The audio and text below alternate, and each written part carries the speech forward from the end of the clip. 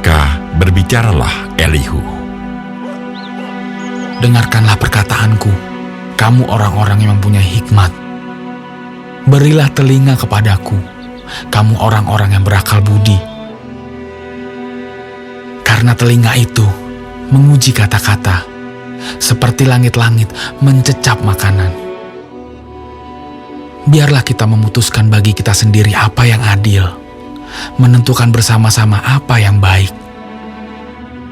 Karena Ayub berkata, aku benar, tetapi Allah mengambil hakku. Kendati aku mempunyai hak, aku dianggap berdusta. Sekalipun aku tidak melakukan pelanggaran, lukaku tidak dapat sembuh lagi. Siapakah seperti Ayub yang minum hujatan terhadap Allah seperti air, yang mencari persekutuan dengan orang-orang yang melakukan kejahatan dan bergaul dengan orang-orang fasik? Karena ia telah berkata, tidak berguna bagi manusia kalau ia dikenan Allah. Oleh sebab itu, kamu orang-orang yang berakal budi, dengarkanlah aku. Jauhlah daripada Allah untuk melakukan kefasikan, dan daripada Yang Maha Kuasa untuk berbuat curang. Malah ia mengganjar manusia sesuai perbuatannya, dan membuat setiap orang mengalami sesuai kelakuannya. Sungguh, Allah tidak berlaku curang, Yang Maha Kuasa tidak membengkokkan keadilan. Siapa mempercayakan bumi kepadanya?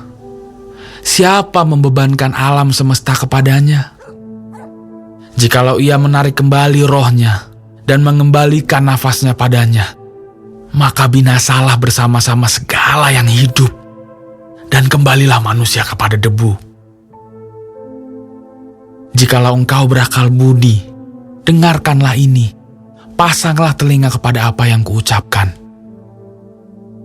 Dapatkah pembenci keadilan memegang kekuasaan? Dan apakah engkau mau mempersalahkan Dia yang adil dan perkasa? Dia yang berfirman kepada raja, hai orang dursila, kepada para bangsawan, hai orang fasik. Dia yang tidak memihak kepada para pembesar, dan tidak mengutamakan orang yang terkemuka daripada orang kecil, karena mereka sekalian adalah buatan tangannya. Dalam sekejap mata mereka mati. Ya, pada tengah malam orang dikejutkan dan binasa. Mereka yang perkasa dilenyapkan bukan oleh tangan orang, karena matanya mengawasi jalan manusia, dan ia melihat segala langkahnya. Tidak ada kegelapan ataupun kelam kabut, di mana orang-orang yang melakukan kejahatan dapat bersembunyi. Karena bagi manusia, ia tidak menentukan waktu untuk datang menghadap Allah supaya diadili. Orang-orang yang berkasa diremukkannya dengan tidak diperiksa, dan orang-orang lain diangkatnya ganti mereka. Jadi, ia mengetahui perbuatan mereka dan menggulingkan mereka di waktu malam, sehingga mereka hancur lebur. Mereka ditamparnya karena kefasikan mereka dengan dilihat orang banyak, karena mereka meninggalkannya dan tidak mengindahkan satupun daripada jalannya, sehingga mereka menyebabkan jeritan orang miskin naik ke hadapannya, dan ia mendengar jeritan orang sengsara.